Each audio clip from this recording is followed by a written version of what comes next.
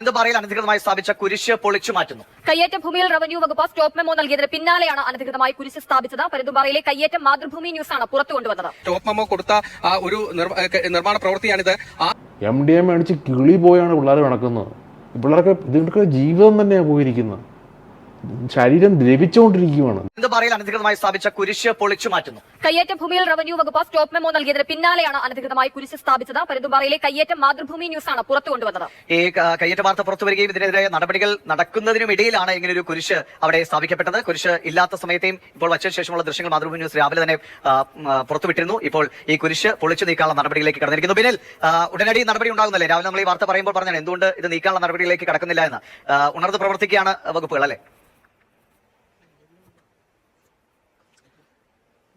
ദിവിഷെ, പരുന്തുംപാറയിലെ കയ്യേറ്റത്തിൽ ആദ്യ നടപടിയെന്ന് നമുക്ക് വിശേഷിപ്പിക്കാം. ഇപ്പോൾ പാസ്റ്റർ സജിത്ത് ജോസഫിന്റെ കൈവശമുള്ള ഭൂമിയിൽ സ്ഥാപിച്ചിരുന്ന കുരിശാണ് ഇപ്പോൾ റവന്യൂ ഉദ്യോഗസ്ഥർ പോലീസിന്റെ കൂടി സഹായത്തോടെ ഇപ്പോൾ പൊളിച്ചു നീക്കിക്കൊണ്ടിരിക്കുന്നത്. പീരുമേട് താലൂക്കിലെ ഉദ്യോഗസ്ഥർ സജിത്ത് ജോസഫിന്റെ പുരയിടത്തിലേക്ക് എത്തുകയായിരുന്നു. ഇപ്പോൾ പോലീസിന്റെ കൂടി സഹായത്തോടു കൂടിയാണ് ഈ നടപടികൾ പുരോഗമിക്കുന്നത്. ആ കുരിശിന്റെ കീഴ്ഭാഗം വെച്ച് കട്ടറുകൾ ഉപയോഗിച്ച് കട്ട് ചെയ്ത് നീക്കുന്ന ജോലിയിലേക്കാണ് ഇപ്പോൾ കടന്നിരിക്കുന്നത്. കോൺക്രീറ്റുകൾ പൊട്ടിച്ചുകൊണ്ടിരിക്കുകയാണ് റവന്യൂ ഉദ്യോഗസ്ഥർ കൊണ്ടുവന്ന തൊഴിലാളികൾ ഇപ്പോൾ ചെയ്തുകൊണ്ടിരിക്കുന്നത്. പരുന്തുംപാറ കയ്യേറ്റവുമായി ബന്ധപ്പെട്ട ആദ്യ നടപടിയിലേക്ക് റവന്യൂ വകുപ്പ് കടന്നിരിക്കുന്നു എന്ന് വേണം നമുക്കിപ്പോൾ പറയാൻ. കാരണം ദിവിഷ് നേരത്തെ സൂചിപ്പിച്ചതുപോലെ നമ്മൾ രാവിലെ തന്നെ ഇതിന്റെ നിയമലംഘനം എന്താണ് എന്നത് ദൃശ്യങ്ങൾ സഹിതം പുറത്തുവിട്ടിരുന്നു. അതായത് ഈ കയ്യേറ്റ ഭൂമിയിൽ ഒരു കുരിശ് സ്ഥാപിച്ച് മുന്നോട്ട് പോവുകയാണ് ചെയ്തത്. ആ കുരിശ് സ്ഥാപിച്ചത് എപ്പോഴാണ് എന്നതാണ് ഇതിന്റെ ഏറ്റവും പ്രധാനപ്പെട്ട കാര്യം. നേരത്തെ മാതൃഭൂമി ന്യൂസ് ഈ കയ്യേറ്റ വാർത്ത പുറത്തുവിടുമ്പോൾ ഈ സജിത് ജോസഫിന്റെ പുരയിടത്തിൽ നമ്മൾ എത്തിയിരുന്നു. അവിടെ നിന്നുള്ള ദൃശ്യങ്ങളൊക്കെ നമ്മൾ പകർത്തിയിരുന്നു. ആ സമയത്ത് ഇപ്പോൾ ഈ കുരിശ് സ്ഥാപിച്ചിരിക്കുന്ന സ്ഥലത്ത് തേയില ചെടികളാണ് ഉണ്ടായിരുന്നത്. എന്നാൽ കഴിഞ്ഞ ദിവസമാണ് ഈ കുരിശ് അവിടേക്ക് പെട്ടെന്ന് പ്രത്യക്ഷപ്പെടുകയാണ് ചെയ്തത്. ആ കുരിശ് പ്രത്യക്ഷപ്പെട്ടതിന്റെ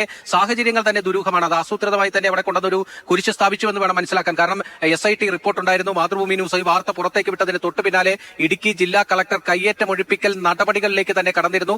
അതിനുവേണ്ടി പ്രത്യേക സംഘത്തെ നിയോഗിച്ച് അവർ സർവേ നടപടികളടക്കം പുരോഗമിക്കുകയും ആ നടപടികളുമായി അവർ മുന്നോട്ട് പോവുകയും ഒക്കെ തന്നെ ചെയ്യുകയായിരുന്നു. അതിനിടയിലാണ് ഈ പെട്ടെന്ന് ഈ കുരിശ് വന്നത്. നമുക്കറിയാം പാപ്പാത്തിച്ചോലയിൽ എങ്ങനെയാണ് ആ കയ്യേറ്റ ഭൂമിയിൽ ഈ സംരക്ഷകനായി ഒരു കുരിശ് സ്ഥാപിച്ച് അത് ആ ഭൂമി ഒഴിവാക്കുന്നത്, അതായത് കയ്യേറ്റം ഒഴിപ്പിക്കുന്നതിനെതിരായിട്ടുള്ള നീക്കങ്ങൾ നടന്നതെന്നറിയാം. ആ കുരിശ് അവിടെ നിന്ന് മാറ്റാൻ റവന്യൂ വകുപ്പിന് വേണ്ടി വന്ന വലിയ പരിശ്രമം ഉണ്ടായിരുന്നു. വലിയ സമ്മർദ്ദങ്ങൾ റവന്യൂ വകുപ്പ് നേരിടേണ്ടി വന്നു. പുലർച്ചെ വലിയ പോലീസ് സന്നാഹത്തോടു കൂടി പോയാണ് പാപ്പാത്തിച്ചോലയിലെ കുരിശ് റവന്യൂ വകുപ്പിന് നീക്കം ചെയ്യേണ്ടി വന്നത്. പക്ഷേ ഇവിടെ ഈ നിയമലംഘനങ്ങളൊക്കെ തന്നെ നടത്തി റവന്യൂ വകുപ്പിന്റെ മൂക്കിന് താഴെ ഈ രീതിയിലുള്ള പ്രവർത്തനങ്ങളുമായി മുന്നോട്ട് പോവുകയായിരുന്നു. പ്രത്യേകിച്ച് ഇവിടെ നിരോധനാജ്ഞ കളക്ടർ പ്രഖ്യാപിച്ചിരുന്നു. ആ നിരോധനാജ്ഞ പ്രഖ്യാപിക്കുന്നതിന് ദിവസങ്ങൾക്കകം ഇത്രയും വലിയൊരു കുരിശ് സ്ഥാപിക്കുക എന്ത് നിയമലംഘനം നടത്തിയിട്ടും അതിന് ഏതെങ്കിലും ഒരു മതത്തെ മറയാക്കിക്കൊണ്ട് ആ നിയമലംഘനങ്ങൾക്ക് സാധൂകരണം കിട്ടാൻ വേണ്ടി ശ്രമിക്കുക. അപ്പോൾ ഇപ്പോൾ നടപടി എടുത്തിരിക്കുന്നത് ഇത് സ്ഥാപിച്ച ആൾക്കെതിരെ എന്ത് നടപടി കൂടി വേണ്ടിവരും? അയാൾ ഒരു പാസ്റ്റർ ആണെന്ന് പറയുന്നു. അയാൾക്കെതിരെ ഇപ്പോഴും വേണ്ട വിധത്തിലുള്ള നടപടികളിലേക്ക് പോയിട്ടില്ലല്ലോ. അതുകൂടി ചെയ്യേണ്ടതല്ലേ? കുരിശ് പൊളിച്ചു മാറ്റണം. ഈ സ്ഥലം കയ്യേറ്റമാണെങ്കിൽ അത് തിരിച്ചു പിടിക്കണം. ഈ കയ്യേറ്റം നടത്തിയ ആൾക്കെതിരെ നിയമപരമായ നടപടികൾ സ്വീകരിക്കേണ്ടേ വേഗത്തിൽ? ആ നടപടികളിലേക്ക് കൂടി ഇപ്പോൾ പോകേണ്ടി വരും. ഇപ്പോൾ പോലീസിന്റെ സാന്നിധ്യത്തിൽ അടക്കം കൊണ്ടുവന്ന് വലിയ കട്ടറുകൾ കൊണ്ടുവന്ന് ആ കുരിശ് കട്ട് ചെയ്ത് അവിടെ നിന്ന് താഴേക്ക് ഇറക്കാനുള്ള ഒരു നീക്കമാണ് ഇപ്പോൾ റവന്യൂ വകുപ്പ് തൊഴിലാളികളെ ഉപയോഗിച്ച് ചെയ്തുകൊണ്ടിരിക്കുന്നത്. വലിയ കുരിശ് തന്നെയാണ്. ഈ കുരിശ് ഏതാണ്ട് ഒരാഴ്ച മുമ്പ് ഇവിടെ കൊണ്ടുവന്ന് സ്ഥാപിച്ചു എന്നതാണ് ഇപ്പോൾ കിട്ടുന്ന വിവരം. അതായത് പുറത്തു നിന്ന് ഒരു കുരിശ് നിർമ്മിച്ചു കൊണ്ടുവന്ന് ആ ഭൂമിയിൽ കുഴിച്ച് ഇടുകയായിരുന്നു എന്നതാണ് റവന്യൂ വകുപ്പ് കണ്ടെത്തിയിരിക്കുന്നത്. കാരണം അവിടെ നമ്മൾ ഫെബ്രുവരി 24 ഇവിടെ വന്ന് ദൃശ്യങ്ങൾ പകർത്തുന്ന സമയത്തൊക്കെ അവിടെ തേയില ചെടികളാണ്. ഇപ്പോൾ ഈ കുരിശ് നമുക്ക് ദൃശ്യങ്ങളിൽ കാണാം. കുരിശ് ദൃശ്യങ്ങളിൽ കാണുന്ന ആ ഭാഗത്തൊക്കെ ഉണ്ടായിരുന്നത് തേയില ചെടികളാണ്. ആ തേയില ചെടികൾ അവിടെ പിഴുത് മാറ്റിയ ശേഷം വലിയൊരു കുഴിയെടുത്ത് അതിൽ കൊണ്ടുവന്ന് ഒരു കുരിശ് സ്ഥാപിക്കുകയാണ് ചെയ്തത്. അതായത് കയ്യേറ്റം ഒഴിപ്പിക്കൽ നടപടികളിലേക്ക് റവന്യൂ വകുപ്പ് കടക്കും എന്ന ഉറപ്പായ ഒരു ഘട്ടത്തിൽ അവിടെ ഒരു മതചിഹ്നം ഉപയോഗിച്ചുകൊണ്ട് തന്നെ അതിനൊരു തടയിടാനുള്ള ഒരു നീക്കം നടത്തിയെന്നത് വേണം നമ്മൾ മനസ്സിലാക്കാൻ. എന്തായാലും ആ നീക്കത്തെ ഇപ്പോൾ റവന്യൂ വകുപ്പ് ശക്തമായ നടപടികളിലേക്ക് പോയിരിക്കുകയാണ്. കാരണം റവന്യൂ വകുപ്പിന് വലിയ നാണക്കേടുണ്ടാക്കിയ ഒരു സംഭവമാണ്. കാരണം അവർ സ്റ്റോപ്പ് മെമ്മോ കൊടുത്ത ഒരു നിർമ്മാണ പ്രവൃത്തിയാണിത്. ആ സ്റ്റോപ്പ് മെമ്മോ നിലനിൽക്കുകയാണ് ഇവിടെ ഒരു കുരിശ് സ്ഥാപിച്ചത്. അതുകൊണ്ട് തന്നെ അവർക്ക് ഇനി നടപടിയെടുക്കാതെ മുന്നോട്ട് പോകാൻ കഴിയാത്ത രീതിയിൽ വലിയ സമ്മർദ്ദങ്ങളിലേക്ക് റവന്യൂ വകുപ്പ് തന്നെ പോയി. കാരണം SIT റിപ്പോർട്ടിൽ ഇവിടുത്തെ ഉദ്യോഗസ്ഥരുടെ അടക്കം ഒത്താശയോടുകൂടിയാണ് ഈ നിയമലംഘനങ്ങളും കയ്യേറ്റങ്ങളും ഒക്കെ തന്നെ നടന്നിരുന്നത് എന്ന് വളരെ ഗുരുതരമായ പരാമർശമുണ്ട്. പ്രതിക്കൂട്ടിൽ നിൽക്കുന്നത് റവന്യൂ വകുപ്പ് തന്നെയാണ്. അതുകൊണ്ട് തന്നെയാണ് ഇപ്പോൾ ഈ പരുന്തുംപാറയിൽ ആദ്യ നടപടി എന്ന നിലയിലേക്ക് നമുക്ക് ഈ കുരിശ് പൊളിക്കൽ തന്നെ കാണാൻ കഴിയുന്നത്. ഇപ്പോൾ പോലീസിനെ അടക്കം എത്തിച്ചുകൊണ്ട് പീരുമേട് തഹസിൽദാറും റവന്യൂ സംഘവുമാണ് ഇപ്പോൾ ഈ നടപടികൾക്ക് നേതൃത്വം കൊടുത്തുകൊണ്ടിരിക്കുന്നത്. ഈ കെട്ടിടത്തിന്റെ കാര്യത്തിലേക്ക് വന്നാൽ തന്നെ ഇവിടെ ഒരു 5 ടവറുകളുള്ള ഏതാണ്ട് 400ഓളം പേർക്ക് താമസിക്കാൻ കഴിയുന്ന ഒരു വലിയ നിർമ്മാണ പ്രവൃത്തിയാണ് ഇവിടെ നടത്തിയിരിക്കുന്നത്. ആ നിർമ്മാണ പ്രവൃത്തി നടത്തിയതിന് പിന്നിലും വലിയ തട്ടിപ്പുകൾ ഉണ്ട് എന്നതാണ് സ്റ്റോപ്പ് മെമ്മോ ഉള്ളിടത്താണ് ഈ കളി മുഴുവൻ കളിക്കുന്നത്. ഇതിപ്പോൾ ഈ മതപുരോഹിതൻ പാസ്റ്റർ എന്ന് പറയുമ്പോൾ മതപുരോഹിതനാണ്. മതപുരോഹിതന്മാരുടെ കൂടി നാട്ടിൽ എന്തും ചെയ്യാമെന്നുള്ളൊരു ഒരു മട്ടിലാണ് കാര്യങ്ങൾ മുമ്പോട്ട് പോകുന്നത്. ഇപ്പം നമ്മൾ കുറേ നാളായിട്ട് കാണുന്ന കാഴ്ച ഇതാണ്. വ്യക്തികളുടെ വ്യക്തി സ്വാതന്ത്ര്യത്തിൽ ഇടപെടുക, നിയമപരമായി പറഞ്ഞ് ബ്ലോക്ക് ചെയ്തുകൊണ്ട് മുമ്പോട്ട് വരിക. ഇവിടെ ഒരു കോടതിയുണ്ട്, ഇവിടെ ഒരു കോൺസ്റ്റിറ്റ്യൂഷനുണ്ട്. ഇതിൻ്റെയൊക്കെ മുകളിലാണ് മതവും മതപുരോഹിതൻ എന്നാണ് ഈ പുരോഹിത വർഗത്തിൻ്റെ മതവിശ്വാസികളുടെ ധാരണ. നിങ്ങൾ മനസ്സിലാക്കേണ്ട കാരണം, നിങ്ങൾ ജീവിക്കുന്ന ഒരു രാജ്യത്താണ്, ആ രാജ്യത്തിന് നിയമമുണ്ട്, ആ നിയമം അനുസരിച്ച് എല്ലാ കാര്യങ്ങളും നടക്കും. അതിപ്പോൾ നിങ്ങൾ ക്രിസ്ത്യൻ ആണെങ്കിലും മുസ്ലിം ആണെങ്കിലും ഹിന്ദു ആണെങ്കിലും, ഈ പുതിയ വല്ല മതങ്ങൾ വേറെ എന്തെങ്കിലും മതങ്ങളോ അല്ലെങ്കിൽ പുതിയതായിട്ട് വല്ല മതം ഉള്ളവരാണെങ്കിലും നിങ്ങൾക്കും അതൊക്കെ തന്നെയാണ്. എന്താണ് ഈ മതം കൊണ്ട് ഉദ്ദേശിക്കുന്നത്? മനുഷ്യർക്കൊരു ഞാൻ എപ്പോഴും പറയുന്നതാണ്, മനുഷ്യന് ബുദ്ധിമുട്ടുകളും പ്രയാസങ്ങളും വിഷമങ്ങളൊക്കെ വരുമ്പോൾ ഒരു തുണ വേണം, ഒരു വിശ്വാസത്തോടു കൂടി നമ്മൾ പറയുന്നത് കേൾക്കാനൊരു ശക്തനായ വ്യക്തി, ദൈവം എന്ന് പറയുന്ന കോൺസെപ്റ്റ്, ശിവനോ അള്ളാഹോ കർത്താവോ ആര് വേണമല്ലോ അതിൽ അവർ വിശ്വസിക്കുകയാണ്. ആ വിശ്വാസത്തിന് ജനവും ആ വ്യക്തിയും ദൈവവും തമ്മിൽ ഒരു ബന്ധമാണ്. എൻ്റെ പ്രാർത്ഥനകൾ എന്നെ അനുഗ്രഹിക്കണമെന്ന് പറയും. അതിൻ്റെ ഇടയ്ക്ക് ഒരാളെങ്കിൽ വരും, മതപുരോഹിതൻ അല്ലെ സന്യാസി, സ്വാമി, ഉസ്താദ്, പള്ളിയിലച്ഛൻ എന്നൊക്കെ പറഞ്ഞുകൊണ്ടെങ്കിൽ ഒരാളെങ്കിൽ വരും. പിന്നെ ഇയാൾ ഇടനില നിന്നുകൊണ്ട് കാര്യങ്ങൾ നമുക്ക് വേണ്ടി സംസാരിക്കുകയാണ്. അദ്ദേഹം മതപുരോഹിതൻ എന്ന സ്വയം അവകാശപ്പെടും, അല്ലെന്നുണ്ടെങ്കിൽ മറ്റുള്ളവർ സ്ഥാപിക്കും. പിന്നെ ഇയാളാണ് നമ്മുടെ കാര്യങ്ങൾ തീരുമാനിക്കുന്നത്. നീയും ദൈവം തമ്മിലുള്ള കാര്യങ്ങളൊക്കെ ഞാൻ ഇടപെട്ട് സെറ്റാക്കി തരാം. അപ്പം അങ്ങനെയുള്ളൊരു സെറ്റാക്കുന്ന ആളാണ് പാസ്റ്റർ. ക്രൈസ്തവ വിഭാഗത്തിൽപ്പെട്ട പാസ്റ്റർ എന്ന് പറയുമ്പോൾ അത് മതപുരോഹിതന് തുല്യമാണല്ലോ. അപ്പോൾ അദ്ദേഹത്തിനെതിരെ കേസെടുക്കേണ്ടതാണ് ഈ കാണിച്ച കുട്ടീനൊക്കെ. നിയമപരമായി കാണിച്ചിരിക്കുന്ന തെറ്റാണ്. പക്ഷേ ഈ ഭരിക്കുന്ന പാർട്ടിയാണെങ്കിലും പ്രതിപക്ഷമാണെങ്കിലും ഈ മതം റിലേറ്റഡ് ആയിട്ടുള്ള കാര്യങ്ങൾ വരുമ്പോൾ അവർക്കൊരു ഭയമാണ്, തങ്ങളുടെ വോട്ടിനെ ബാധിക്കുമോ. അത് പറഞ്ഞു കഴിഞ്ഞാൽ ആ വിശ്വാസികളുടെ വോട്ട് നമുക്ക് കിട്ടാതെ പോകുമോ. ഇന്ത്യ പോലൊരു രാജ്യമാണ്, മതവിശ്വാസികളുടെ വോട്ട് കിട്ടിയില്ല പ്രശ്നമാണ്. ഇലക്ഷൻ എടുത്തുകൊണ്ടിരിക്കുകയാണ്, ഇനി 8-9 മാസമേ ഉള്ളൂ. അപ്പോൾ അവരെപ്പോഴും ചിന്തിക്കുന്നത് അങ്ങനെയാണ്. പക്ഷെ ജനങ്ങളെല്ലാം മനസ്സിലാക്കേണ്ട ഒരു കാര്യം, ഈ മതത്തിൻ്റെ പേര് പറഞ്ഞുകൊണ്ട് ഓരോ മതത്തിനും ഓരോ കൊടി കാണും, അവിടെ എന്തെങ്കിലുമൊക്കെ കുരിശ് അല്ല ചന്ദ്രക്കല എന്തെങ്കിലുമൊക്കെ ഐറ്റം കാണും, അല്ലെന്നുണ്ടെങ്കിൽ സ്ഥൂലം. ഈ സാധനം അവിടെ കൊണ്ടെങ്കിൽ വെച്ച് കഴിഞ്ഞാൽ പിന്നെ ആരും എടുക്കാൻ പാടില്ല. അതാണ് ഏറ്റവും വലിയൊരു കോമഡി. അത് മുതലെടുക്കുന്ന ചില വ്യക്തികളുണ്ട്. അതൊരു വിഭാഗം ജനതയുടെ അവരുടെ വിശ്വാസത്തെയാണ് മുതലെടുക്കുന്നത്. വിശ്വാസത്തെ വളച്ചൊടിച്ച് തെറ്റായ രീതിയിലുള്ള സന്ദേശം ജനങ്ങൾക്കിടയിലോട്ട് എത്തിക്കുകയാണ്. നമുക്കൊരു ഭരണഘടനയുണ്ട്, ഇവിടെ നമുക്കൊരു ലോസ് ഉണ്ട്. ഇതിനെയൊക്കെ ബ്രേക്ക് കൊണ്ട് നമുക്കിവിടെ ഒരു മതമായിട്ട് ജീവിക്കുന്നത് നടക്കുന്ന കാര്യമല്ല. നമ്മുടെ നാട്ടിൽ കുട്ടികളൊക്കെ മയക്കുമരുന്നിനും ലഹരിക്കൊക്കെ അടിമകളായിട്ട് നമ്മൾ കിടന്ന് വിഷമിക്കുകയാണ്. നമ്മുടെ വീട്ടിൽ കുടുംബത്തിലും കേൾക്കുന്ന വാർത്തകൾ. ആ സമയത്ത് കുറേ ആൾക്കാർ മതം, കുറേ ആൾക്കാർ രാഷ്ട്രീയ പാർട്ടി ഉണ്ടാക്കി ഇന്ത്യയിൽ ഭരണത്തിൽ എത്താൻ നോക്കുന്നു. എന്താ ഇവിടെ നടക്കുന്നത്?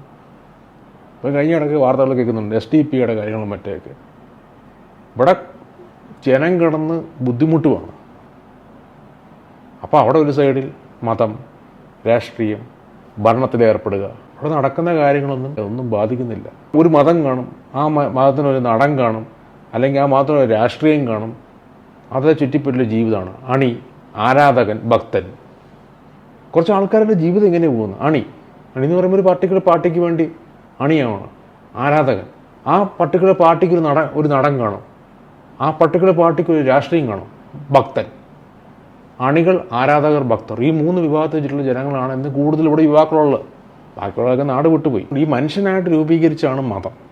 എന്തിനാണ്? നമ്മുടെ സമാധാനത്തിനും സ്വസ്ഥതയ്ക്കും വേണ്ടിയാണ് മതം ഉണ്ടാക്കിയത്. പക്ഷേ ഇതിപ്പോൾ ഈ മതം നമുക്കൊരു സ്വസ്ഥതകരായിരിക്കുകയാണ്.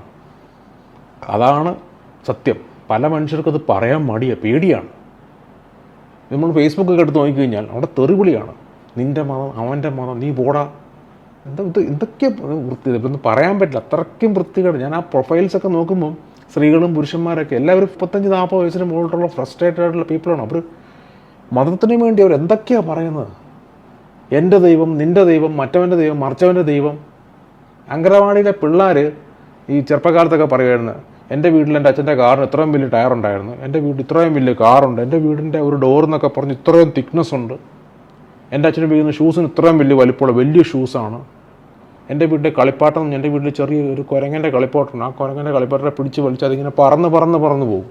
ഇങ്ങനെയൊക്കെയുള്ള ബാലിശമായ ആ ബാലിശമായ കാര്യങ്ങളാണ് ഇവിടെ ദൈവത്തിന് ഉപയോഗിക്കുന്നത്. എൻ്റെ ദൈവം, നിൻ്റെ ദൈവം, എൻ്റെ ദൈവം ഇത്രയാണ്, എൻ്റെ ദൈവം മറ്റതുണ്ട്, എൻ്റെ ദൈവത്തിന് ഇതുണ്ട്, നിൻ്റെ ദൈവത്തിന് എന്നാ ഉള്ളത്. എന്തൊക്കെയാണ് ഒക്കെ കണ്ടിട്ട് നമ്മുടെ നാട്ടിലെ കുട്ടികൾ എന്താണ് പഠിക്കേണ്ടത്, അവരെന്താണ് മനസ്സിലാക്കേണ്ടത്? ഇവിടെ മലയുടെ മുകളിൽ കൊണ്ട കുരിശ് വെക്കുക എന്തിന്? ആർക്ക് വേണ്ടി? എന്തിനു വേണ്ടി? എന്ത് കിട്ടാൻ? കുറേ ബിസിനസ്, മതത്തിൻ്റെ പേര് കുറേ ആൾക്കാർ കുറേ ബിസിനസ് നടത്തി കുറേ പാവം മനുഷ്യരെ പറ്റിക്കുമല്ലേ സത്യം പറഞ്ഞു കഴിഞ്ഞാൽ. അവർക്ക് അവരുടെ ദൈവത്തോട് പ്രാർത്ഥിക്കണമെന്ന് സ്വയം പ്രാർത്ഥിച്ച് എന്തിനീ മതപുരോഹിതൻ? ആരാണ് ഈ മതപുരോഹിതൻ? ആലോചിച്ച് നോക്കി. അവരാണ് തീരുമാനിക്കുന്നത് നമ്മുടെ കാര്യങ്ങളൊക്കെ ആണോ? നമ്മളാരിലും ഏർപ്പെടുത്തിയിട്ടുണ്ടോ?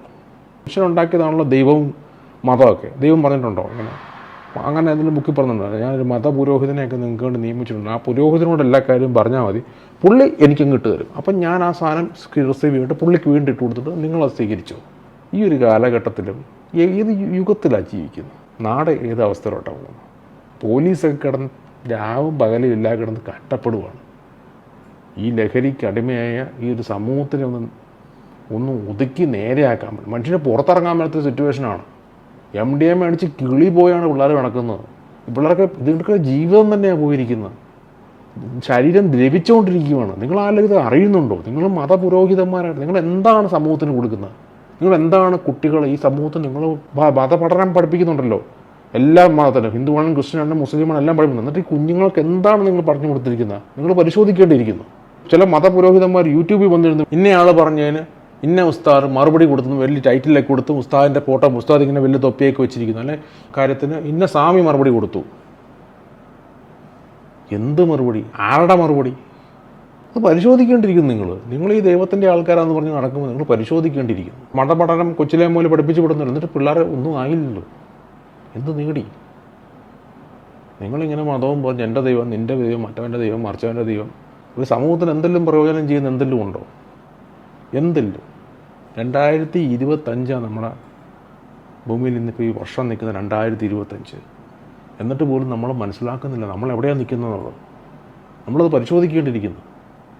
നിങ്ങൾ ചെയ്യുന്ന കാര്യങ്ങൾ, നിങ്ങൾ പറയുന്ന കാര്യങ്ങൾ, നിങ്ങൾ ചെയ്യുന്ന പ്രവൃത്തികൾ നിങ്ങൾ പരിശോധിക്കേണ്ടിയിരിക്കുന്നു. അതിനുശേഷം അതിൽ റവന്യൂ വകുപ്പ് ഇടപെട്ടു. ഇപ്പോൾ ഹൈക്കോടതിയും ആ വിഷയത്തിൽ ഇടപെടുകയാണ്. പരുന്തുംപാറയിൽ റവന്യൂ NOC ഇല്ലാതെ നിർമ്മാണം പാടില്ലെന്നാണ് ഹൈക്കോടതി പറയുന്നത്. പ്രദേശത്തേക്ക് നിർമ്മാണ സാമഗ്രികളുമായി ഒരു വാഹനവും കടത്തിവിടാൻ പാടില്ല. കയ്യേറ്റക്കാരുടെ പട്ടിക മറ്റന്നാളോടെ ഹാജരാക്കണം. പരുന്തുംപാറയിൽ എങ്ങനെ ബഹുനില കെട്ടിടങ്ങൾ ഉയർന്നുവെന്നും ഹൈക്കോടതി ചോദിച്ചു.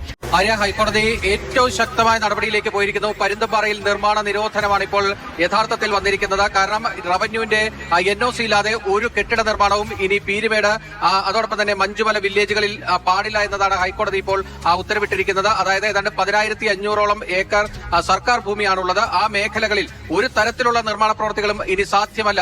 അത് നടക്കണമെങ്കിൽ റവന്യൂവിന്റെ NOC വേണം. ഇതുവരെ ഈ പരുന്തുംപാറ മേഖലയിലെ നിർമ്മാണ പ്രവർത്തികൾക്കൊന്നും തന്നെ അത്തരത്തിലൊരു നിയന്ത്രണം ഉണ്ടായിരുന്നില്ല.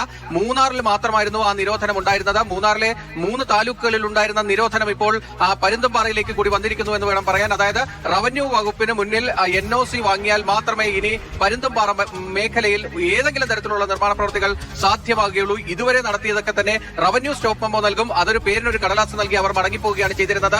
ആ കടലാസ് കിട്ടുന്നവർ വീണ്ടും വലിയ നിർമ്മാണങ്ങൾ നടത്തും, നോക്കുകുത്തിയായി റവന്യൂ ഉദ്യോഗസ്ഥർ നിൽക്കും. അതാണ് നമ്മൾ പരുന്തുംപാറയിൽ കണ്ടുകൊണ്ടിരുന്നത്. അതിനൊരു അറുതിയാണ് ഇപ്പോൾ ഹൈക്കോടതി ഇടപെട്ട് വരുത്തിയിരിക്കുന്നത്. ഇനി ഇവിടെ നിർമ്മാണ പ്രവർത്തികൾ നടത്തിയാൽ അതിന്റെ ഉത്തരവാദികളായി പോകാൻ പോകുന്നത് റവന്യൂ വകുപ്പും പോലീസുമായിരിക്കും. പോലീസിനും റവന്യൂ വകുപ്പിനോടും കൃത്യമായ നിർദ്ദേശം കോടതി നൽകിയിരിക്കുന്നു. പരുന്തുംപാറയിൽ NOC ഇല്ലാത്ത ഒരു നിർമ്മാണവും ഇനി അനുവദിക്കാൻ പാടില്ല. അതായത് ഇപ്പോഴത്തെ ഒരു നിർമ്മാണവും നടത്താൻ കഴിയില്ല. കാരണം ഇനി ആ നിർമ്മാണ പ്രവർത്തികൾ മുന്നോട്ട് കൊണ്ടുപോകണമെങ്കിൽ റവന്യൂ വകുപ്പിനെ സമീപിച്ച് ഭൂമിരേഖകൾ കാണിച്ച് അത് ശരിയായ രീതിയിലുള്ള പട്ടയമാണ് എന്ന് സ്ഥിരീകരിച്ച് വാങ്ങിയ ശേഷം മാത്രമേ നിർമ്മാണ പ്രവർത്തികളുമായി മുന്നോട്ട് പോകാൻ കഴിയുകയുള്ളൂ. അതോടൊപ്പം തന്നെ കോടതി ഇന്ന് മറ്റൊരു നിയന്ത്രണം കൂടി കൊണ്ടുവന്നിരിക്കുകയാണ്. പരുന്തുംപാറ ഭാഗത്തേക്ക് നിർമ്മാണ സാമഗ്രികളുമായി ഗുഡ്സ് വാഹനങ്ങൾ ഒന്നും തന്നെ കടത്തിവിടരുത്.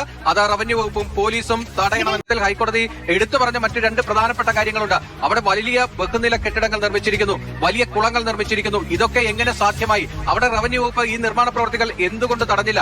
വലിയ രീതിയിലുള്ള റോഡിന്റെ നിർമ്മാണം നടന്നിരിക്കുന്നു, ടാറിംഗ് നടത്തിയിരിക്കുന്നു. അതൊക്കെ നിങ്ങൾ എങ്ങനെ കണ്ടുകൊണ്ട് നിൽക്കുകയായിരുന്നു എന്നാണ് ഹൈക്കോടതി ചോദിച്ചത്. അതോടൊപ്പം തന്നെ കോടതി എടുത്തു പറഞ്ഞ മറ്റൊരു പ്രധാനപ്പെട്ട കാര്യം, ഇന്നലെ ആ കുരിശ് പൊളിച്ചതിന് ശേഷം സജിത് ജോസഫിനെതിരെ ഒരു ക്രിമിനൽ നടപടി റവന്യൂ വകുപ്പിന്റെ ഭാഗത്ത് നിന്ന് വന്നിരുന്നു. നിരോധനാജ്ഞ ലംഘിച്ചതിന് പരാതി നൽകുകയും ആ വണ്ടിപ്പെരിയാർ പോലീസ് കേസ് രജിസ്റ്റർ ചെയ്യുകയും ചെയ്തിരുന്നു. ആ കുറ്റം മാത്രമാണോ അതിൽ നിലനിൽക്കുക എന്ന ചോദ്യമാണ് ഇന്ന് ജസ്റ്റിസ് അനിൽ കെ നരേന്ദ്രന്റെ ഭാഗത്ത് നിന്ന് വന്നത്. കാരണം ഈ കുരിശ് സ്ഥാപിച്ചത് ഒരു പ്രത്യേക ലക്ഷ്യത്തോടു കൂടിയാണെന്ന് കോടതി ചൂണ്ടിക്കാണിച്ചു. അതുകൊണ്ട് സജിത് ജോസഫിനെതിരെ മറ്റു കുറ്റങ്ങൾ നിലനിൽക്കുമോ എന്നത് പരിശോധിക്കേണ്ടതാണ് എന്നതാണ് കോടതി വ്യക്തമാക്കിയിരിക്കുന്നത്.